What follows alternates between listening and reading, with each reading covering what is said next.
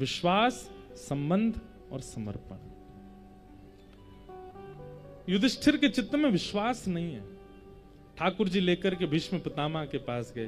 पितामह भीष्म बाणों की सैया पर लेटे हैं, प्रतीक्षा कर रहे हैं। मृत्यु देवी सामने खड़ी है और मृत्यु को कह दिया है, जब तक मैं अपनी अंतिम इच्छा पूरी ना कर लूं, आना नहीं मेरे पास। मृत्यु देवी ने पूछा, आपकी अंतिम इच्छा क्या है? बोले, ठाकुर जी मेरे सामने खड़े होंगे, उनकी रूप माधुरी का दर्शन करूंगा, उनको देखते देखते अपने प्राण त्याग दूंगा, यही मेरी अंतिम इच्छा है। मृत्यु देवी बोली, ठाकुर जी तो द्वारिका जा रहे हैं। बोले, चाहे अब द्वारिका जाके लौट के आना पड़े, तब तक तुम खड़ी रहो, मैं प्राण नहीं त्यागूंगा। इच्छा मृत्यु का वरदान। इतने में ही चंदन की सुगंधी आने लगी। भीष्म पितामह बोले, जरूर श्याम सुंदर आ रहे हैं। अरे देखो तो, तभी क्या देखते हैं, पांचों पांडवों को लिए खूब सारे योद्धा, बड़े बड़े ऋषि, महर्षि, सबको संग लेकर के श्री द्वारिकाधीश रणभूमि में भीष्म पितामह के पास आ रहे हैं। बंधुओं, जीवन चाहे जैसा हो, पर मृत्यु पीड़ा के रूप में भीष्म पितामह जैसी नहीं हो, लेकिन अंतिम क्षण भीष्म पितामह जैसे हो। स्वयं ठाकुर जी आ रहे हैं उनके सामने। भीष्म पितामह के सामने आकर के ठाकुर जी खड़े हो गए। पितामह के नेत्र सजल हो गए। अब मैं अपनी इच्छा पूरी करूंगा। पांडवों ने भीष्म पितामह को प्रणाम किया। रोते हुए युधिष्ठिर को देख करके पंच धर्मों का ज्ञान उपदेश किया पितामह ने। दान धर्मान, राज धर्मान, मोक्ष धर्मान विभागस, स्त्री धर्मान, भगवत धर्मान, समास व्यास योगता। कल हमसे एक मैया ने पूछा, बोले सब जगह स्त्रियों को ही क्यों समझाया जाता है, पुरुषों को क्यों नहीं समझाते? यहां पर पंच धर्म भी जो भीष्म पितामह कह रहे हैं, उसमें कौन कौन से धर्म है? दान धर्म, राज धर्म, दान धर्मान, राज धर्मान, मोक्ष धर्मान विभागस, स्त्री धर्मान, भगवत धर्मन, समास व्यास योगता। ये पंच धर्म बताए गए। यहां पर भी स्त्रियों को ही समझाया गया। बोले मानस जी में भी गोस्वामी जी भी स्त्रियों को ही समझाते हैं। बोले मंच पर कई वक्तागण हैं, वो यही बताते रहते हैं बहुओं को कैसे रहना चाहिए, बेटियों को कैसे रहना चाहिए, लड़कियों को कैसे रहना चाहिए। कभी महाराज जी किसी बेटा को क्यों नहीं समझाया जाता? किसी जमाई को क्यों नहीं समझाया जाता?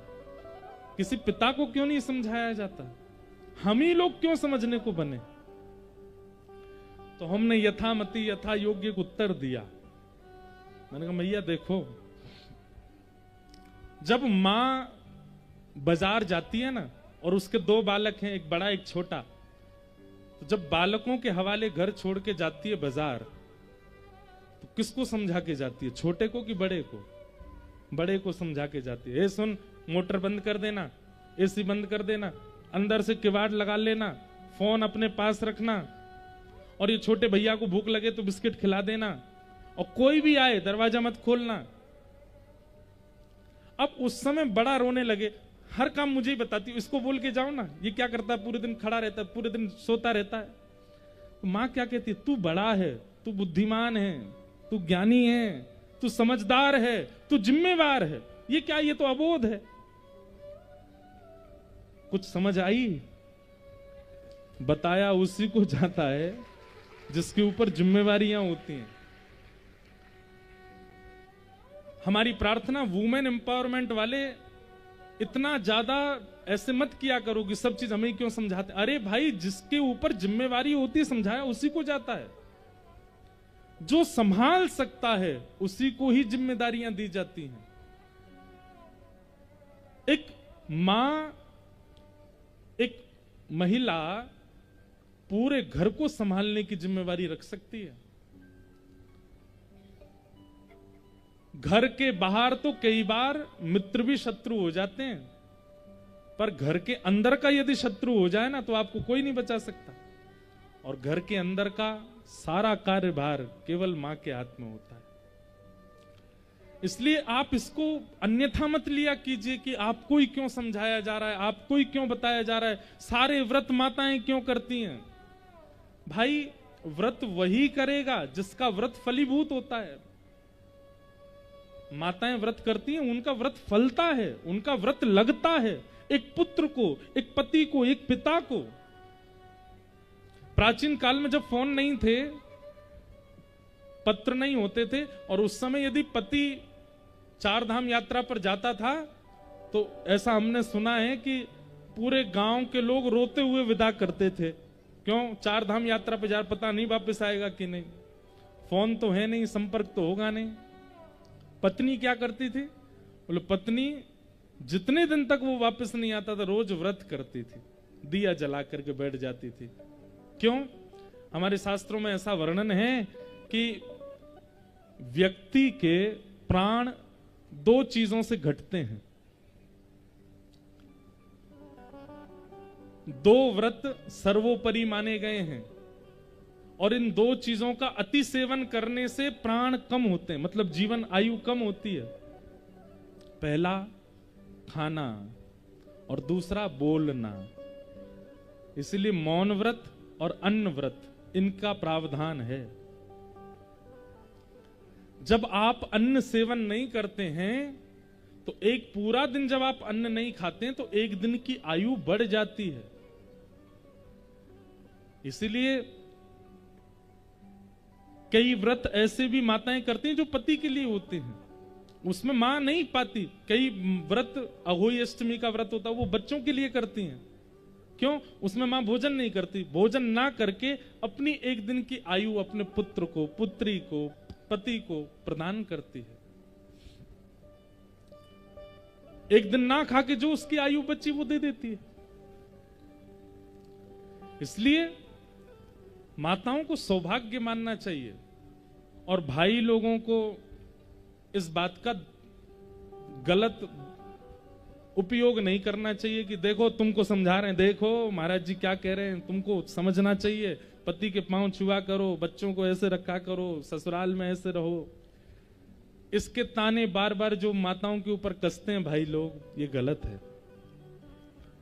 उनके लिए धर्म में प्रावधान बताया गया, उनको समझाने का, संभालने का निर्णय दिया गया, उनको दायित्व दिया जाता है। आप ज्यादा चढ़ करके मत बोला कीजिए कि देखो क्या समझा रहे हैं, क्या कह रहे हैं। नहीं, वो समझ नहीं है, उनको करने दीजिए। हम आपको सत्य बता रहे हैं, अगर किसी दिन मां ने कोई व्रत ऐसा कर लिया ना कि इनका सर्वनाश हो जाए, तो उनके व्रत से हो भी जाएगा, उनका व्रत लगता है। कोई मां ऐसा करना नहीं, तो करेंगी नहीं, अच्छा है, सब अच्छा। आजकल तो कुछ भी हो सकता है, कलयुग है। पत्नी पति को काट पीट के ड्रम में भर देती है। आप लोग तो हंस गए इस बात पर ये कितनी चिंता की बात है। कुछ दिन बाद पति ने भी एक पत्नी को मार के सूटकेस में धर दिया। भैया हम आपसे एक प्रार्थना करें, संग ना रहना हो मत रहो, लेकिन ये सब तो मत करो। ये राक्षस प्रवृत्ति ये कैसी आप लोग प्रकट कर रहे हैं संसार के लोग। आजकल तो कुछ भी हो सकता है। अभी तो और खतरनाक समय दिखेगा हम लोगों को आगे चल करके। इसलिए जो शास्त्र आज्ञा करते हैं उनको स्वीकार करो, उनको मानो, उनको करने का प्रयास करो। 5 धर्मों का वर्णन किया श्री भीष्म पितामह ने, और 5 धर्मों का वर्णन करते हुए भीष्म पितामह पांडवों से अब तुम लोग हटो, मुझे मेरा काम करने दो। इतिमतिरुपकल्पिता वितृष्णा भगवत सात्वत पुंगवे विभुम्ने स्वसुखमुपगते क्वचिद् विहर्तुं प्रकृतिमगं किल यस्य गोपवद्वा। इतिमतिरुपकल्पिता वितृष्णा भगवत सात्वत पुंगवे विभुम्ने स्वसुखमुपगते क्वचिद् विहर्तुं। भीष्म पितामह भगवान से क्या कह रहे हैं कि हे नाथ, मेरे विचारधाराओं की इति शब्द का प्रयोग किसी वाक्य की पूर्णता पर किया जाता है, लेकिन भीष्म पितामह की ऐसी स्तुति है जिसका प्रारंभ ही इति शब्द से होता है। मानो भीष्म पितामह कहते हैं कि अब तक मैंने जो कुछ भी किया, मैंने कौरवों का संग किया, मैंने कौरवों का साथ दिया, और भी जो भी कुछ मैंने किया, सबकी इति, सबका विश्राम। अब मेरी मति कैसी होगी? बोले वितृष्णा, अब इसमें कोई तृष्णा नहीं है। तृष्णा किसको कहते हैं? तृष्णा कहते हैं इच्छाओं को। तृष्णा न जीर्णा वयमेव जीर्णा, कालो न याता वयमेव याता, भोगा न भुक्ता वयमेव भुक्ता, तृष्णा न जीर्णा वयमेव जीर्णा। हम बूढ़े हो जाते हैं पर इच्छाएं कभी बूढ़ी नहीं होती, इच्छाएं सदा जवान बनी रहती हैं। व्यक्ति के हाथ शिथिल हो जाते हैं, पैर शिथिल हो जाते हैं, दांत टूट जाते हैं, लेकिन खाने की, भोगने की इच्छा खत्म नहीं होती।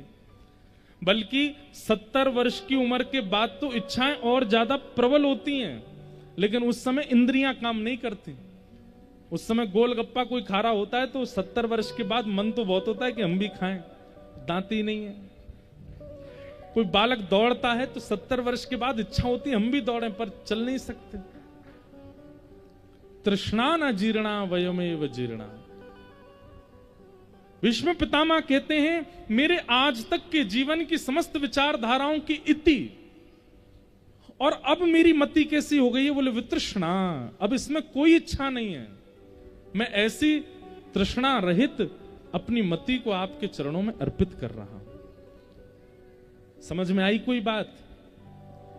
अगर आप संसारी इच्छाओं से युक्त हो और तब ठाकुर जी को समर्पित होते हो, वो श्रेष्ठ भक्त का लक्षण नहीं है। मेरी कोई इच्छा नहीं है, मैं सर्व इच्छाओं से शून्य हो चुका हूं। आपके चरणों में निवेदन करता हूं, जैसे आप चाहो वैसे मेरा जीवन बना लीजिए। मैं सब कुछ सहने को, करने को, भोगने को तैयार हूं। इसको कहते हैं भक्त जीवन। मेरी अब कोई इच्छा नहीं है। इतिमति रूप कल्पिता वितृष्णा भगवत सात्वत पुंगवे विभुम्ने, स्वसुखमुपगते क्वचिद विहर्तुम प्रकृति मुपेयुषि यद्भव प्रवाह, त्रिभुवन कमनम तमाल वर्णम रविकर गौरवराम्बरम दधाने।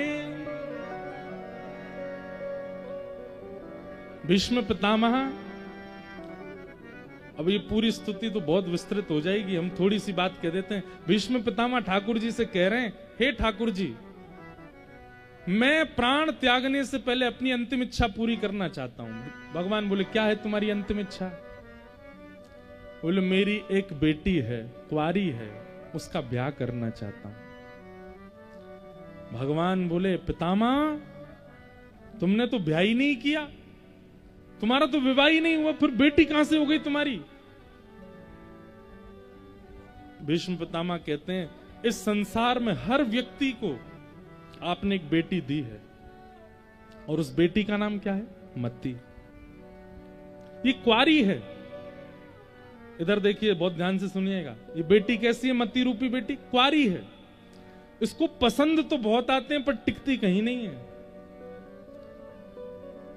कभी जबलपुर का धुआंधार घाट बहुत अच्छा लगने लग जाता है तो हर शनिवार को पहुंच जाते हैं वहीं पे, और फिर कुछ दिन हर शनिवार जाते जाते 2-4 शनिवारों के बाद अब मन भर जाता है इसका, फिर ये दूसरी जगह ढूंढती है, तब ये बेड़ा घाट चुन लेती है वहां। अब मैं तो अच्छी अच्छी बातें बताऊंगा मंच से, पर मती तो बहुत बहुत जगह भ्रमण करती है।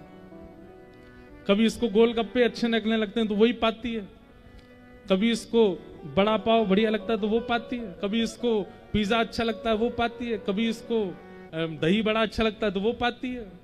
एक जगह स्थिरता नहीं है।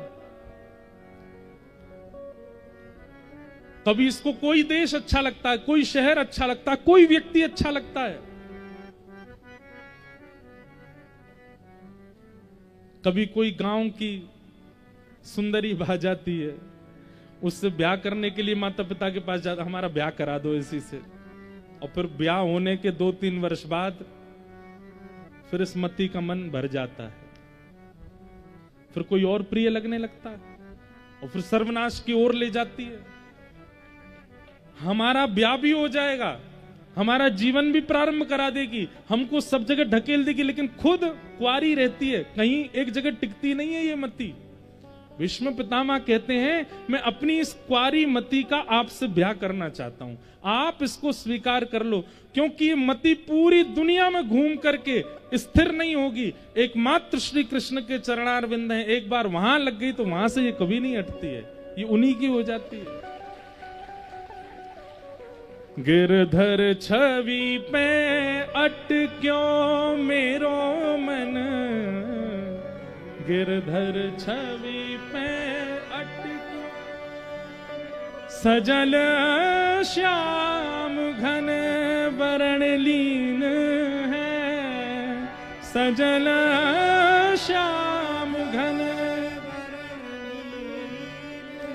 फिर चित अनंत ना भटक्यो मेरो मन, फिर चित अनंत ना, गिरधर छवि पे अटक्यो मेरो मन, गिरधर।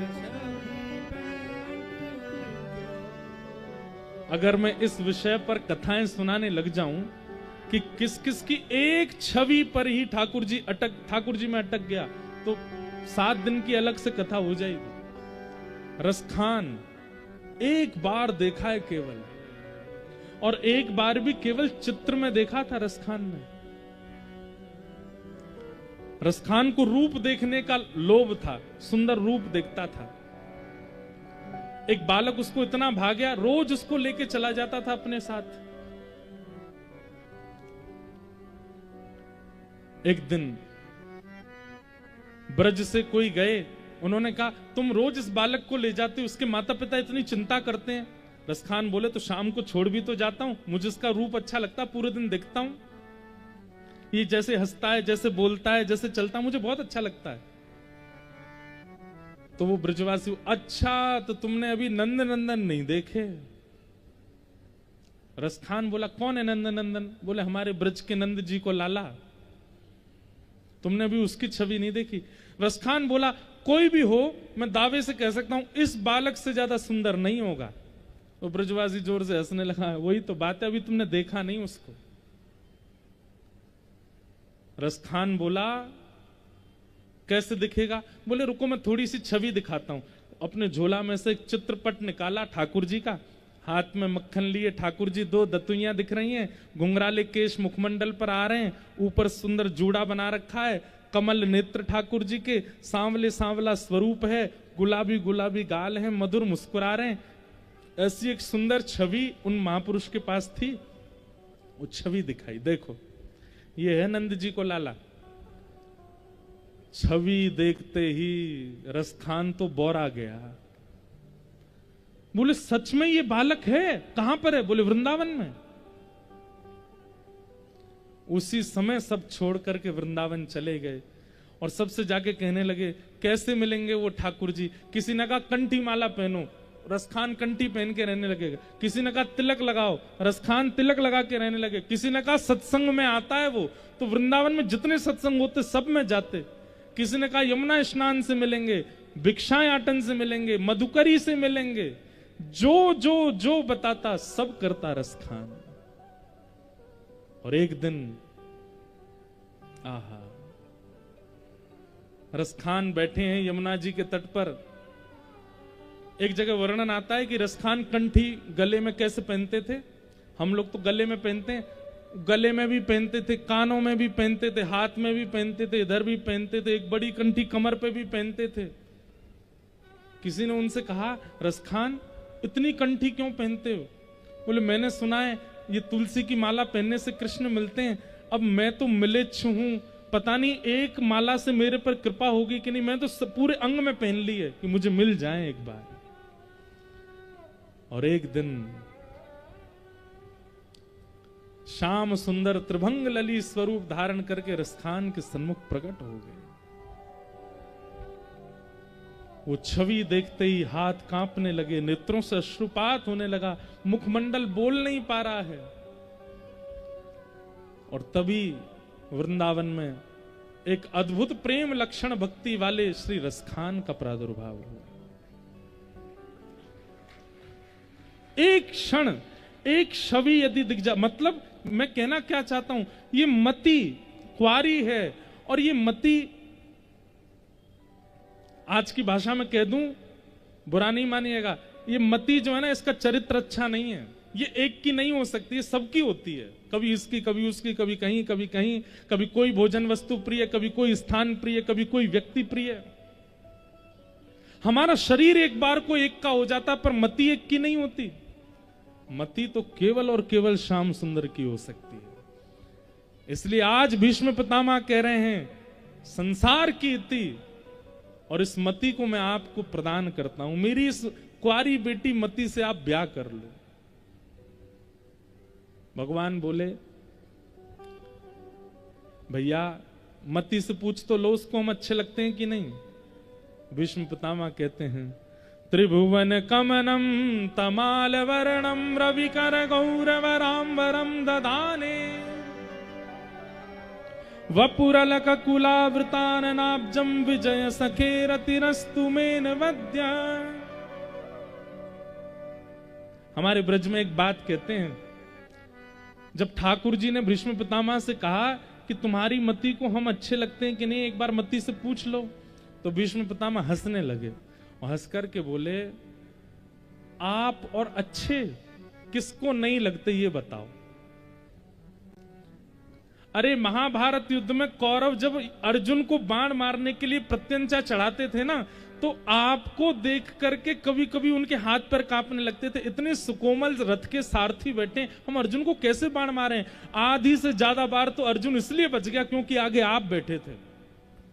आपके रूप लावण्य को देख करके किसी के अंदर शत्रुता ही नहीं आती आपके प्रति। हमारे ब्रज में कहते हैं, लाला ने बहुत बड़ी कृपा करी कि ये लाला बन के आयो। हे कृष्ण लला तुम होते लली तो गरे कट जाते करोड़न के। तुमने बहुत बड़ी कृपा करी है संसार के ऊपर कि तुम लाला ही बन के आए। कहीं तुम लाली बन के आए होते तो जन कहा करते संसार में। अब अवकाश तो नहीं है और ना स्थान है, नहीं तो ठाकुर जी की हम सखी लीला सुनाते, जहां ठाकुर जी सखी बन के घूमते हैं। और जब ठाकुर जी सखी बन के आते हैं ना, पूरे विश्व को अपनी भ्रगुटी पर मोहित करने वाली किशोरी जी भी ठाकुर जी को सखी रूप में देख के मोहित हो जाते हैं। इतने सुंदर लगते हैं हमारे ठाकुर जी।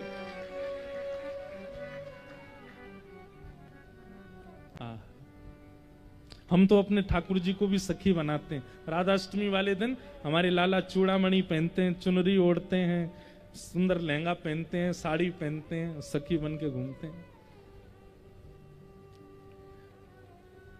वो अलग विषय है, कभी कहीं और सुनाएंगे। आप किसको प्रिय नहीं हो नाथ, आप सर्वप्रिय हो। अरे आपसे शत्रुता करने वाले भी इसलिए शत्रुता करते हैं कि शत्रुता के कारण आपके सामने खड़े होने का अवसर मिलेगा, और जितनी देर आपसे लड़ाई करेंगे आपको देखने का अवसर तो मिल जाएगा, इसलिए शत्रुता करते हैं कई। तो भीष्म पितामह स्वयं, भगवान ने पूछा पितामह से कि आप पांडवों के पक्ष में क्यों नहीं रहे, कौरवों के पक्ष में क्यों गए। तो पितामह कहते हैं कि नाथ, कौरवों के पक्ष में या तो आपके दाएं खड़ा होता या आपके बाएं खड़ा होता, आपके सर्वांगीण अंग का दर्शन करने के लिए तो विपक्ष ही चाहिए था, इसलिए मैं कौरवों के पास गया ताकि आपको दिख सके। ऐसी छवि है श्याम सुंदर की।